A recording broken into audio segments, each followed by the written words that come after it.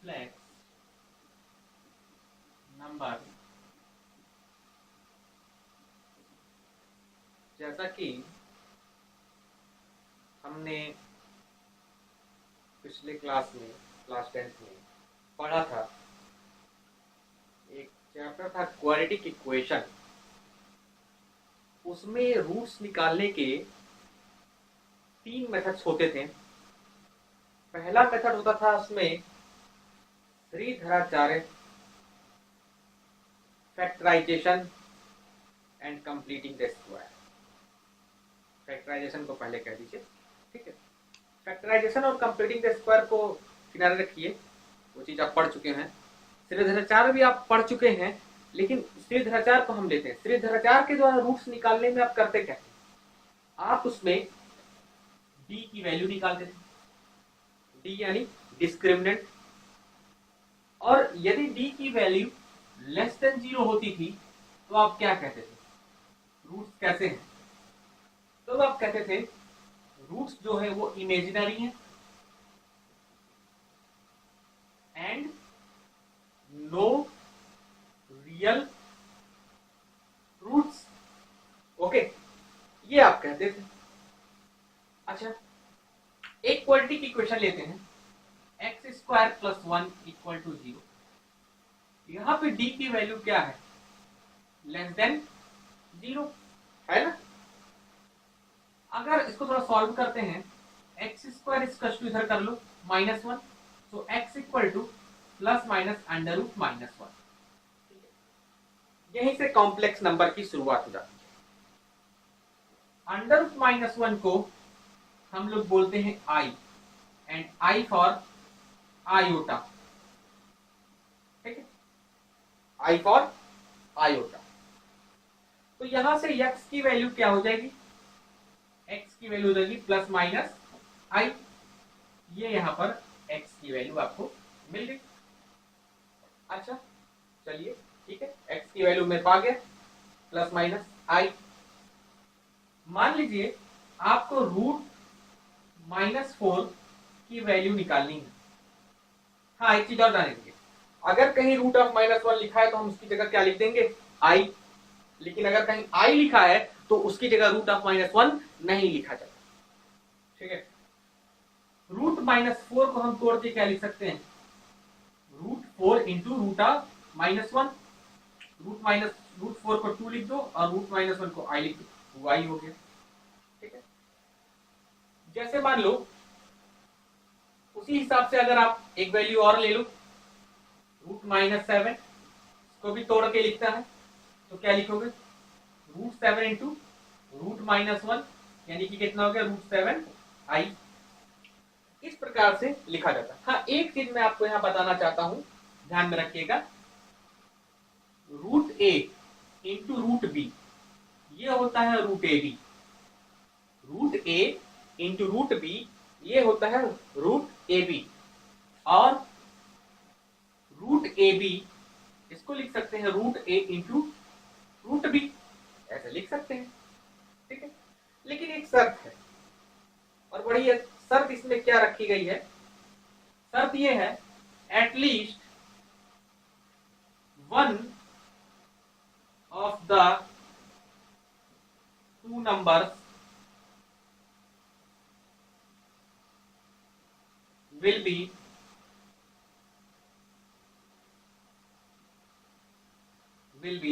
Non negative और positive. Non negative का मतलब पॉजिटिव, ठीक, यानी दोनों में से कम एक नंबर तो आपका पॉजिटिव रहना ही चाहिए। दोनों पॉजिटिव है तो अच्छी बात है, आप लकी, ठीक है। जैसे कुछ एग्जांपल्स के द्वारा इसको हम समझते हैं। वो एग्जांपल जैसे देखिए, जैसे मान लो तुमको √4 इंटू √7, तो क्या लिखोगे, √28, ठीक है। ऊपर वाला रूल लग गया, दोनों नंबर पॉजिटिव है, रूल लग सकता है। √-4 इंटू √7, तो √-4 इंटू, यहाँ भी एक नंबर पॉजिटिव है तो ऊपर वाला रूल लगा दो, ठीक है। इसको क्या लिख सकते हो तोड़ के, इसको आप तोड़ के लिख सकते हो √28 इंटू √-1 और रूट 28 को लिख दो 2√7 और √-1 को लिख दो I। √4 इंटू √-7, √4 इंटू √-7, इसको भी एक नंबर पॉजिटिव है, इसको भी ये लिख दो, ये भी आपका हो जाएगा 2√7I। लेकिन मान लो √-4 और √-7 है, तो ज्यादातर बच्चे क्या लिखेंगे, बच्चे लिखेंगे माइनस माइनस क्या करेंगे, वही गुणा कर देंगे, 28 लिख देंगे, समझ रहे हैं ना, वही लिख के चलेंगे। फिर इसको भी तोड़ लेंगे तो मिलेगा उनको 2√7। लेकिन ये एकदम से गलत है, ऐसे आप नहीं लिख सकते क्योंकि यार दोनों नंबर निगेटिव है, इसलिए कैसे ये रूल लगा सकते हो, आप लगा ही नहीं सकते ये रूल। तो वो क्या करेंगे, इसमें करते ये हैं √-4 को लिख दो 2I, लिख सकते हो ना, और √-7 को लिख दो √7I। तो ये कितना हो जाएगा 2√7I², और I² की वैल्यू क्या होती है -1, तो हो जाएगा 2√7। ये आंसर होगा, ठीक है, नोट कर लीजिए।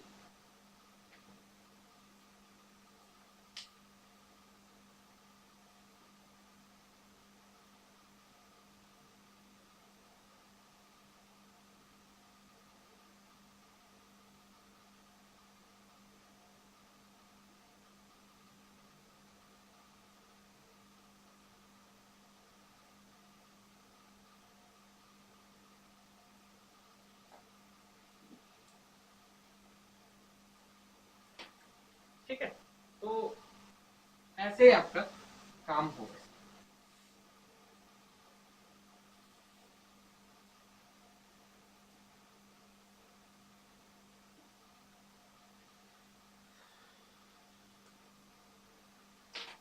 बढ़ जाइए। हाँ, तो अब देखिए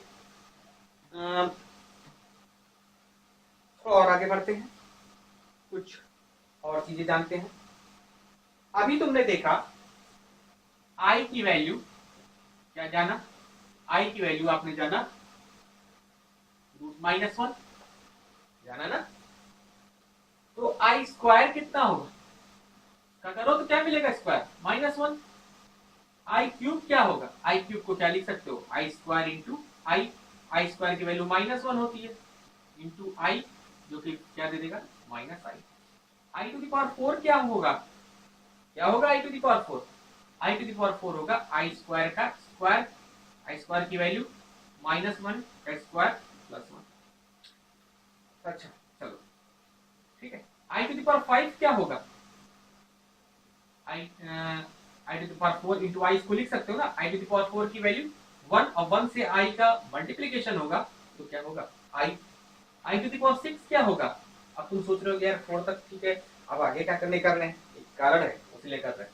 I⁵ क्या होगा I⁴ इंटू I², I⁴ क्या होगा 1 और I² की वैल्यू -1, ठीक है। I⁵ क्या होगा, इसको क्या लिख सकते हो I⁴ टू I³ I⁴ 1 हो गया, I³ -I। I⁵ क्या होगा I⁴ का स्क्वायर यानी -1 का स्क्वायर +1, सॉरी I⁴ 1 का स्क्वायर 1। तुम देख ये रहे हो कि थोड़ा सा गौर करो, यहाँ I² I³ I⁴ I⁴ 5 I⁴ 6 I⁴ 7 देखो I की वैल्यू √-1, I² की वैल्यू -1, I³ की वैल्यू -I, I⁴ की वैल्यू 1, फिर I⁴ की वैल्यू I, फिर I⁴ की वैल्यू -1, I⁴ की वैल्यू क्या हो जा रही है, वही जो I³ की है -I, I⁴ की वही जो I⁴ की है 1। हर चर के अंतराल पे ये क्या हो रहा है, रिपीट हो रहा है ना, हर चर के अंतराल पे ये रिपीट हो रहा है, तो रिपीट तो हो रहा है हर चर के अंतराल पे। इसका मतलब मैं यहाँ से एक बहुत ही अच्छा रिजल्ट आपको दे सकता हूँ, लिख सकता हूँ। कोई भी हायर वैल्यूज आपको निकालनी है, वो रिजल्ट दिमाग में रखिएगा, हायर वैल्यू तुरंत आएगी। 4 से डिवाइड करते हैं, ठीक है। जैसे मान लीजिए एक रूल जाने रहिए, I⁴ 4n, n में कोई भी नंबर हो सकता है 1 से लेके तक, I⁴ 4n इसकी वैल्यू 1 होती है, ठीक है। I⁴ 4n + 1 इसकी वैल्यू I होती है। I⁴ 4n + 2 इसकी वैल्यू -1 होती है। और आई पे पावर 4n+3 इसकी वैल्यू -i होती है। ये चार रिजल्ट आपको बहुत बड़ी बड़ी वैल्यूज निकालने में आगे मदद करेंगे। जैसे आई पे पावर 87 कैसे निकालेंगे? 87 को 4 से डिवाइड करो तो क्या मिलेगा? 4 इंटू 21+3, 21 को n मान लो, आई पे पावर 4n+3, 21 को n मान लो, आई पे पावर 4n+3 क्या होगा? क्या लिखा हुआ है? आई पे power 4n+3 minus i, minus आई।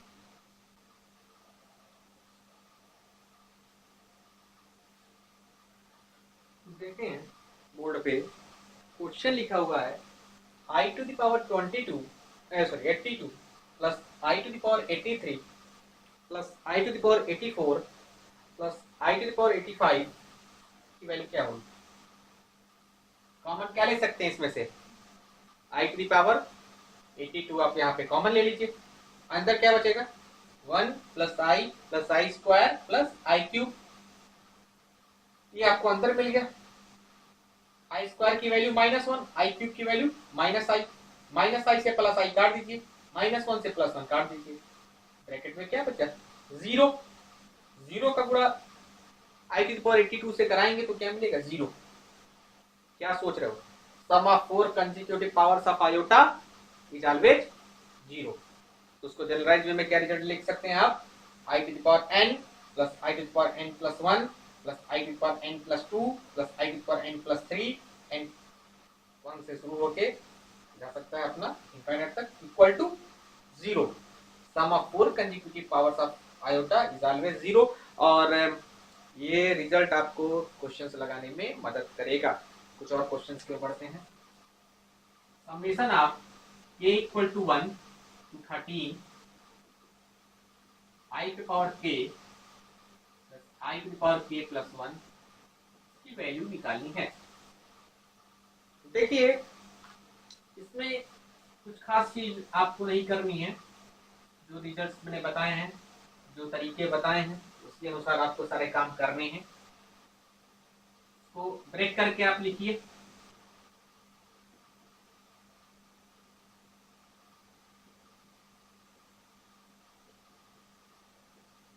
ठीक है, अब इसका मतलब क्या हुआ? I to the power k का सम करना है और k की वैल्यू 1 से शुरू होकर 13 तक जाएगी। तो क्या लिखोगे? i plus i square plus i cube plus i to the power 4 plus dot dot dot dot i to the power 13 plus, इसका क्या मतलब हुआ? I to the power k plus 1 का सम करना है और k की वैल्यू 1 से शुरू होकर 13 तक जाएगी। तो अगर यहाँ 1 रखोगे तो क्या होगा? 2 हो जाएगा। I to the power 2 i cube i पे पावर 4 आई पे power 5 dot dot dot dot 13 रखोगे यहाँ तो तुमको 14 मिलेगा। देखो क्या करना है, i square i cube i to the power 4 i to the power 5, इसको तुम एक ब्रैकेट में लो कर लो दिमाग में। तो sum of 4 consecutive powers of iota 0, यानी कि आई स्क्वायर आई क्यूब आई पे पावर 4 आई पे पावर 5 इसकी वैल्यू 0 हो गई।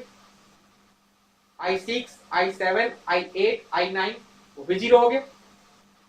i10 i11 i12 i13 वो भी 0 हो गया। बचा क्या? i ही तो बच रहा है। उसी प्रकार यहाँ क्या बचेगा?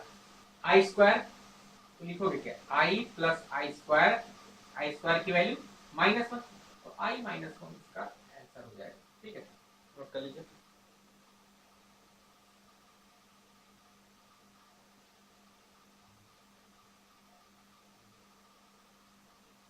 उसके बाद एक क्वेश्चन इसी बेसिस पे और लेते हैं।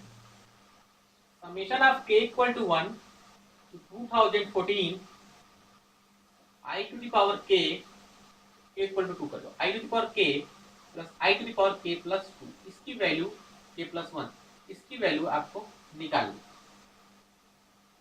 तो यहाँ भी आप वही नीति अपनाओगे, वही रूल अपनाओगे जो रूल अपनाते आए। तो मतलब क्या करना पड़ेगा आपको इसमें?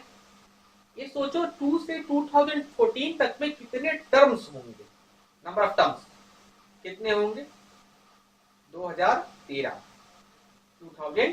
टर्म्स। अगर चूंकि 4 के अंतराल पे रिपीट होते हैं इसलिए हम 4 से डिवाइड करते हैं इसको, तो 2013 को 4 से डिवाइड करोगे तो रिमाइंडर कितना बचेगा? 1। तो 2 को यहाँ रखो केवल, तो 2 रखोगे तो ये आपको मिलेगा आई स्क्वायर, एक टर्म मिला आपको आई स्क्वायर, एक ही मिलना है आपको रिमाइंडर में। और फिर 2 को यहाँ रखोगे तो क्या मिलेगा? 2 रखोगे 2 1 3, यहाँ भी एक ही टर्म मिलेगा, आई स्क्वायर की वैल्यू -1, आई क्यूब की वैल्यू -, ये इसका आपका आंसर मिल गया।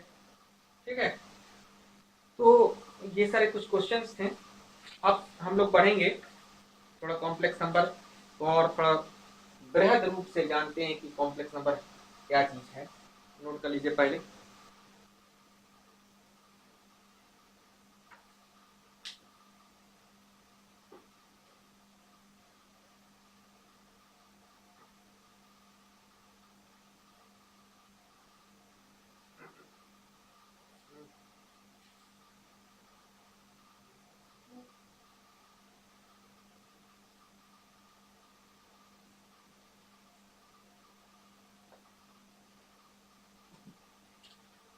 देखें, कॉम्प्लेक्स नंबर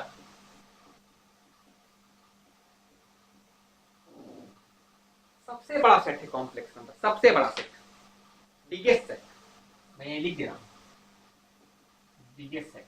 अब तुम कहोगे पूरा सेट पढ़ लिए, तो लिखा ही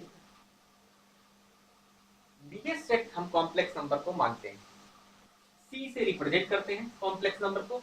और कोई भी जो कॉम्प्लेक्स नंबर होता है उसको हम रिप्रेजेंट तो सी से करते हैं, और कॉम्प्लेक्स नंबर का जो जनरल इक्वेशन होता है वो होता है z equal to x plus i y. ठीक है, x जो होता है वो रियल पार्ट ऑफ z होता है, शॉर्ट फॉर्म में इसको लिखते हैं रियल पार्ट ऑफ z इस तरह से। और y जो होता है वो होता है इमेजिनरी पार्ट ऑफ z, उसको हम लिखते हैं आई एम जेड। तो मेन बात ये है कि x कोई रियल पार्ट ऑफ z होता है और y imaginary part of z होता है, लेकिन x और y बेसिकली है क्या? x और y तो रियल नंबर ही है, x और y, i तो अपना आयोटा है, x और y तो रियल नंबर ही है, तो x, y belongs to real number. ठीक है, तो कॉम्प्लेक्स नंबर जिसको हम लोग c से रिप्रेजेंट करते हैं, अगर इसमें y की जगह 0 कर दें, अगर y की जगह हम 0 कर दें तो बचेगा क्या? केवल x, और x फिर क्या हो जाएगा? z इक्वल टू एक्स, यानी कि कौन सा नंबर मिल गया? Real number. तो यहाँ से क्या सीख मिली आपको? Real number is the subset of complex number, real number is the subset of complex number. ठीक है, अच्छा, अब उसी प्रकार से रियल नंबर के भी कई पार्ट्स होते हैं, जैसे आपने पढ़ा होगा कौन कौन से पार्ट होते हैं रियल नंबर के? Rational number and irrational number. Irrational number 9th में बहुत अच्छे से पढ़े होंगे इसको। ठीक है, rational number and irrational number. Rational number के भी कई पार्ट्स होते हैं। रियल नंबर के कौन कौन से पार्ट्स होते हैं? रेशनल नंबर और इर्रेशनल नंबर। और रेशनल नंबर के भी कई पार्ट्स होते हैं, वो भी डिस्कस कर देते हैं हम। Integers and non integers. Integers भी कई टाइप के होते हैं, ये भी कई पार्ट होते हैं। Natural number,